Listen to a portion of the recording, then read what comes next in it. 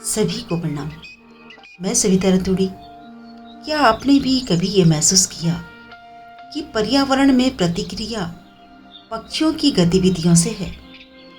हमेशा अपने बच्चों का ध्यान रखना, उड़ना, बोलना, गीत गाना, दाना चुगना, उछलना, कूदना, यानी कुछ न कुछ करके हमारा ध्यान आकर्षित करना, शिकारियों की आवाज़ को पहचानना, उनसे बचना और देह तपाकर भोजन की व्यवस्था करना। यानी पक्षियों को पूर्ण तरह से ज्ञात है कि क्रियाशीलता में ही जीवन है। अक्रियाशीलता से हम ज़्यादा दिन तक जीवित नहीं रह सकते। पक्षियों की गतिविधियों को मैंने महसूस किया और अपने भावों में पिरोकर अपनी कविता में अभिव्यक्त करने का प्रयत्न किया है, जिसका शीर्षक है पक्षियों का व्यवहार। सुबह सवेरे मेरे घर के आंगन में बुलबुल मैना नित आकर मधुर लय में गीतों का करती सरगम स्वर विस्तार। कठिनाइयों से वो कभी न डरती, जागृति को ही जीवन कहती। नींदों में कहाँ उन्नति के आसार, संयम नियम वो कभी न खोती। प्रज्ञ से करके सुलह करार, मेहनत को रहती हरदम तैयार। योग प्राणायाम नियमित करती, स्वस्थ तंदुरुस्त सेहत से रहती। समय से अपना भोजन करती, ना पड़ती कभी भी बीमार। प्रकृति के ही मध्य में रहती, पर्यावरण से उसे बेहद प्यार। तन से प्रतिक्षण सक्रिय रहती, भाग्य अपना कभी न कोसती।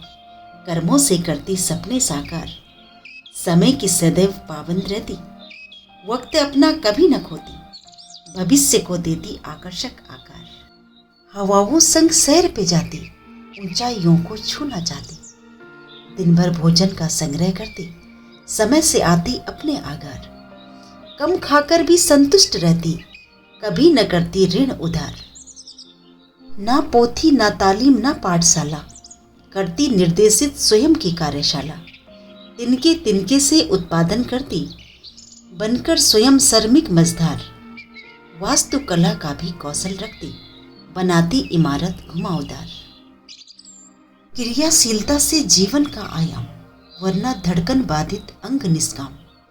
देह तपाकर पसीने से नहाओ, उपकरणों को ना उपयोग में लाओ। बेहतर होगा रक्त का संचार, स्वस्थ जीवन का यही है सार।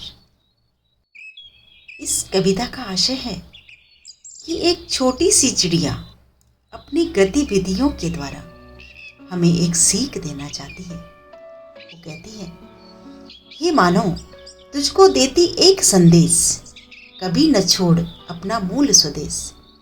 बिना पर तू कैसे उड़ पाएगा, ठोकर खाकर केवल पछताएगा। पतन कारक है ये आकर्षक संसार, यथार्थ में ही है सुख समृद्धि के आसार। फिर मिलते हैं ऐसी एक प्रेरणादायक कविता के साथ। आप सभी का धन्यवाद। आपकी सविता।